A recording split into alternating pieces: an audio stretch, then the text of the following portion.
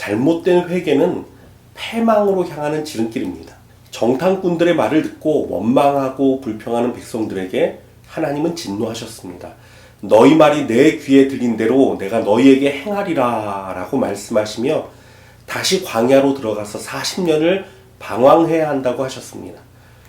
그리고 이 음성을 들은 이스라엘 백성은 곧 크게 슬퍼하며 하나님 앞에 범죄하였다고 고백하며 회개하게 됩니다. 그런데 진짜 문제는 그 다음에 벌어집니다. 이들이 갑자기 무슨 용기가 생겼는지 다시 가나안 땅에 올라가겠다는 것입니다. 너희가 패할 것이다, 망할 것이다, 가지 말아라. 모세가 말려도 소용없었습니다. 그들은 가나안 땅을 그렇게 향했다가 그만 크게 패하고 맙니다. 무엇이 문제입니까? 회개하고 돌이켜 용기를 내어 올라갔는데 뭐가 잘못됐죠? 우리는 두 가지를 생각해 볼 수 있습니다. 첫째, 그들의 마음 가운데 하나님의 뜻과 하나님의 주권은 여전히 존중받지 못하고 있습니다. 여러분, 신앙은 깊어질수록 내 뜻과 내 강구가 하나님의 뜻 앞에 꺾여야 정상입니다. 하나님이 내게 맞추시는 것이 아니라 내가 하나님의 뜻대로 바뀌고 변화하고 달라져야 합니다. 그런데 이스라엘은 하나님의 뜻과 생각을 끝까지 꺾으려고만 했습니다. 이것이 잘못이었습니다. 두 번째, 그들은 하나님의 함께하심보다 자신들의 성공을 더 중요시했습니다.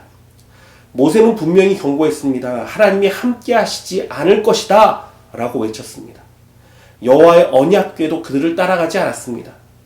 그러나 그들은 그 모든 것들을 귀담아 들으려 하지도 않았습니다.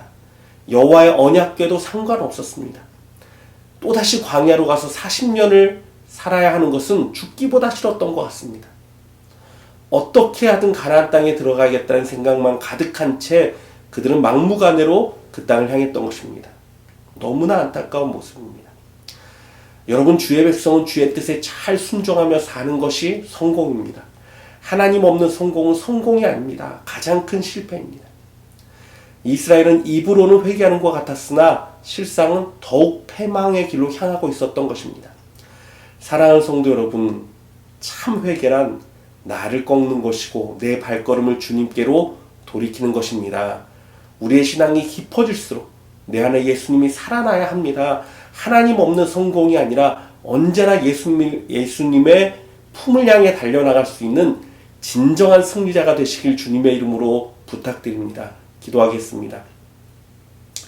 참 좋은 아버지 하나님, 그렇습니다. 우리가 주님 앞에 진실한 마음으로 회개하는 자 되게 하여 주시고, 특별히 아버지 우리의 마음을 꺾고 주님께 순종하는 자, 하나님의 뜻을 최우선으로 삼는 자, 오직 하나님과 동행하는 것을 가장 큰 비전으로 삼는 올바른 성도들 되도록 하나님이 오늘도 우리를 붙들어 주시고 인도하여 주시옵소서. 살아계신 예수 그리스도의 이름으로 기도드리옵나이다. 아멘.